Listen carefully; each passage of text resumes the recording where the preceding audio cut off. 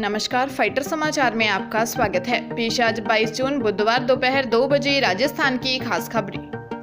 देश के अगले राष्ट्रपति पद के लिए एनडीए ने झारखंड की पूर्व राज्यपाल द्रौपदी मुर्मू के नाम पर मोहर लगा दी है। भाजपा संसदीय बोर्ड की मीटिंग के बाद मुर्मू के नाम पर सहमति बनी है। मीटिंग में पीएम नरेंद्र मोदी, गृह मंत्री अमित शाह और भाजपा अध्यक्ष जेपी नड्डा समेत पार्टी के तमाम बड़े नेता शामिल हुए थे।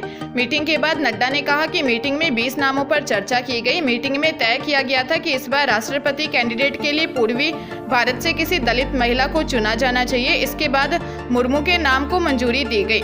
झारखंड की 9वीं राज्यपाल रही 64 साल की द्रौपदी मुर्मू ओडिशा के मयूरभंज की रहने वाली है। वे ओडिशा के ही रायरंगपुर से विधायक रह चुकी हैं। वह पहली ओडिशा नेता हैं जिन्हें राज्यपाल बनाया गया। अटल सरकार में कैबिनेट मंत्री रहे यशवंत सिन्हा को विपक्ष का राष्ट्रपति उम्मीदवार बनाया गया है। मंगलवार को शरद पवार के घर पर हुई विपक्षी दलों की बैठक में यह फैसला लिया गया। अब उनका मुकाबला एनडीए उम्मीदवार द्रौपदी मुर्मू से होगा। बाड़मेर में 18 दिन बाद दुल्हा बनने वाले होमगार्ड की हादसे में मौत हो गई। घर पर शादी की तैयारियां जोरों से चल रही थी। दुल्हा दुल्हन दोनों परिवार के हर सदस्य के चेहरे पर खुशी का माहौल था, लेकिन हिंडौन सिटी में हुए हादसे ने दोनों घरों की खुशियों को छीन लिया। चारों तरफ मातम छा गया। दरअसल हिंडौन सिटी में कार्यरत होमगार्ड जवान नेमाराम की शादी 8 जुलाई को होने वाली थी। कुछ ही दिनों में छुट्टी लेकर गिराब गांव से आने वाला था। सोमवार को सुबह हुए हादसे में उनकी जान चली गई। हादसे से करीब 7 घंटे पहले परिवार से बात हुई थी। बोला था 2 दिन में छुट्टी लेकर आ जाऊंगा। परिजनों ने बताया कि 22 वर्षीय नेमाराम की सगाई करीब 2 साल पहले खुंडानी निवासी 19 वर्षीय छगनी के साथ हुई थी। दोनों की 18 दिन बाद शादी होने वाली थी। अजमेर में 14 साल की नाबालिग की सोशल मीडिया प्लेटफॉर्म इंस्टाग्राम और फेसबुक पर फेक आईडी बनाने का मामला सामने आया है। बदमाशों ने नाबालिग के नाम से फेक आईडी बनाकर फोटो को अश्लील बनाकर पोस्ट की गई है। साथ ही नाबालिग के परिचितों के नंबर डाल दिए गए। मामले में नाबालिग पीड़िता के पिता ने कृष्णगंज थाने में मुकदमा दर्ज करवाया है। मामले की जांच कोतवाली थाना अधिकारी सत्येंद्र नेगी को सौंपी गई है। नाबालिग के पिता ने बताया कि बदमाशों की ओर से उनकी बेटी की फेसबुक व इंस्टाग्राम पर फर्जी आईडी बनाकर उसकी फोटो को अश्लील तरीके से एडिट कर पोस्ट किया है। इसके साथ ही उसमें कॉल मी सेक्स गर्ल करके भी लिखा गया है। पुलिस मामले की जांच में जुटी है। भीलवाड़ा एसीबी की टीम ने राजसमंद जिले के भीम में रिश्वतखोरी के बड़े कांड का खुलासा करते हुए पीडब्ल्यूडी के एक्सीएन के साथ ही एक दलाल को गिरफ्तार किया है। एक्सीएन ने 4 सड़कों के डामरीकरण के बिल पास करने की एवज में ठेकेदार से 5 लाख रुपए की रिश्वत की मांग की थी, जिसकी शिकायत ठेकेदार ने एसीबी से की थी। एसीबी एएसपी बृजराज सिंह ने बताया कि परिवादी ठाकुर सिंह द्वारा करीब 1 करोड़ 16 लाख रुपए के कार्य देवगढ़ क्षेत्र में वर्ष 2018 में करवाए थे।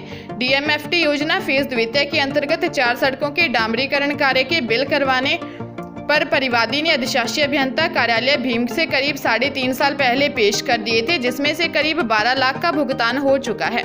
बाकी के करीब 98 लाख रुपए के भुगतान की एवज में केशराम एक्सीएन भीम द्वारा परिवादी से 5 लाख रुपए की रिश्वत की मांग की गई। एसीबी ने अपनी जांच पूरी करने के बाद अपना जाल बिछाया और एक्सीएन व उसके साथी को रिश्वत की राशि सहित गिरफ्तार कर लिया।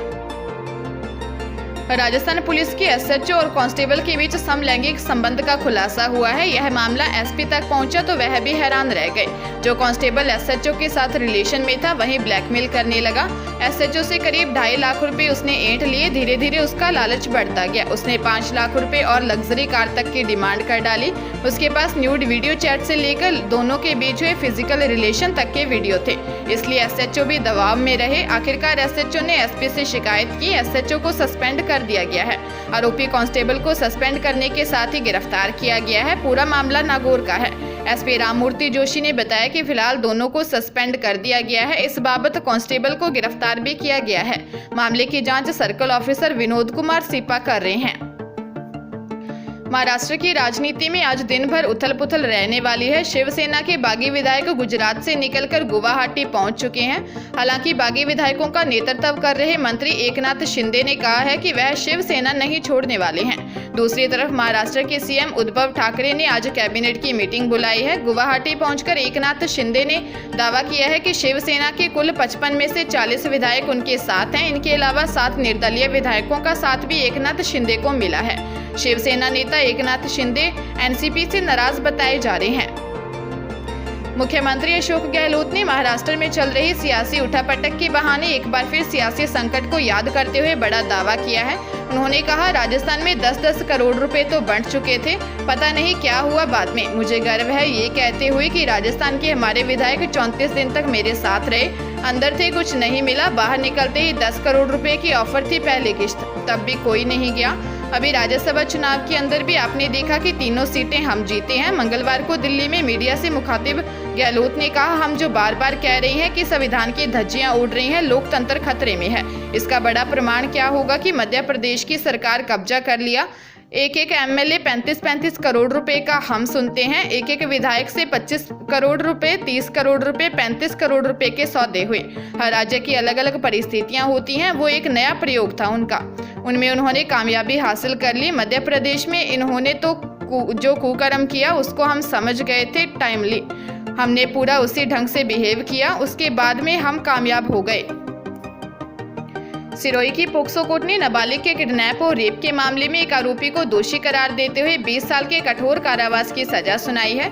साथ ही कोर्ट ने आरोपी पर 20,000 रुपए का जुर्माना भी लगाया है। मामले में दूसरे आरोपियों को कोर्ट ने संदेह का लाभ देते हुए बरी कर दिया। अभियोजन पक्ष की ओर से पेश 19 गवाहों की गवाही और सबूत से सहमत होकर कोर्ट ने आरोपी को दोषी माना। एक व्यक्ति ने रिपोर्ट दर्ज करवाई थी जिसमें उसने बताया कि उसकी बेटी ग्रामीण स्वरोजगार प्रशिक्षण संस्थान सिरोही में सिलाई सीखने के लिए जाती थी। 31 अगस्त 2018 की शाम को वह सिलाई सीखने के बाद वापस घर आने के लिए रवाना हुई। इस दौरान वह संजीवनी हॉस्पिटल के पास पहुंची तो भरत कुमार और उसके 2 सहयोगियों ने उसकी बेटी का किडनैप कर लिया। इस पर कोतवाली थाना पुलिस ने मामला दर्ज कर जांच शुरू की और किशोरी को गुजरात के पोरबंदर से डिटेन कर लिया। अलवर जिले में जमीन बंटवारे में एक छोटे भाई ने बड़े भाई को गोली मार दी। छोटे भाई की शादी हो जाए इसलिए पिता ने जमीन का बंटवारा नहीं किया था। इसी को लेकर बड़ा भाई का पिता और छोटे भाई से विवाद था। वह पिता के हिस्से में भी जमीन कब्जा करना चाहता था। इसी बात को लेकर दोनों भाई में झगड़ा हुआ। छोटे ने बड़े भाई को गोली मार दी। मामला नौगावा थाना के शेखपुर गांव का है। हत्या के बाद पुलिस ने बांसो जंगलों से छोटे भाई को गिरफ्तार किया। पूछताछ में चौंकाने वाले खुलासे हुए। पूछताछ में सामने आया कि रामधन गुर्जर के 2 बेटों में 35 वर्षीय कुंवर गुर्जर और 23 वर्षीय सुखराम के बीच लंबे समय से 4.5 बीघा जमीन को लेकर विवाद चल रहा था।